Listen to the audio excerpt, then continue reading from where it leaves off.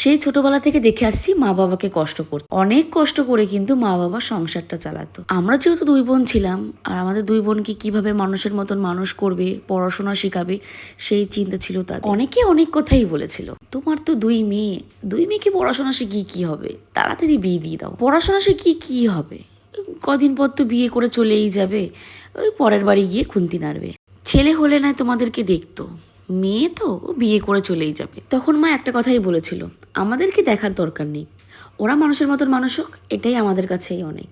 ওই যে বললাম না, আমাদেরকে পড়াশোনা শেখাবে বলে, মানুষের মতন মানুষ করবে বলে নিজেদের শখ আহ্লাদটুকুও বিসর্জন দিয়ে দিয়েছিল।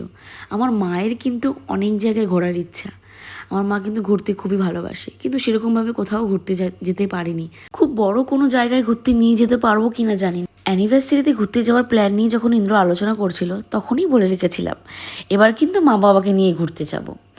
ও যে আগে থেকেই সারপ্রাইজ প্ল্যানটা করে রেখেছে সেটা কি এই ইন্দ্র আগে থেকেই ঠিক করে রেখেছিল, দুই বাড়ির মা বাবাকে নিয়েই ও এবার ঘুরতে যাবে। সেরকমই চলে আসলাম। আর হ্যাঁ, আমার বোনও কিন্তু মা বাবাকে নিয়ে এদিক ওদিক ঘুরতে যায়। ও হয়তো ব্লগিং করে না বলে সেগুলো শেয়ার করতে পারে না, আর আমি ব্লগিং করি বলেই তাই তোমাদের সঙ্গে শেয়ার করি। দিনটা ছিল অ্যানিভার্সারির পরের দিন সকাল সকাল সকাল ঘুম থেকে উঠে ব্রেকফাস্ট করে নিয়েছিলাম। আর ব্রেকফাস্টে ছিল মুড়ি ঘুগনি, আর তার সঙ্গে ছিল ডিম সিদ্ধ। আমাদের রিসর্ট থেকে বলেছিল লুচি আর ঘুগনি করবে বলে, আমরাই বারণ করেছিলাম, বলেছিলাম মুড়ি ঘুগনি করতে। সেদিনকে আমরা বাড়ি চলে যাব বলে, তাই সেরকম রিচ খাবার খাবো না বলেই বারণ করেছি। আর এদিকে পাপা রেডি হয়ে গেছে, সমুদ্র থেকে উঠেই স্নান করে নিয়েছে, ওই ফার্স্ট রেডি হলো, এরপর আমরা একে একে সবাই রেডি হব।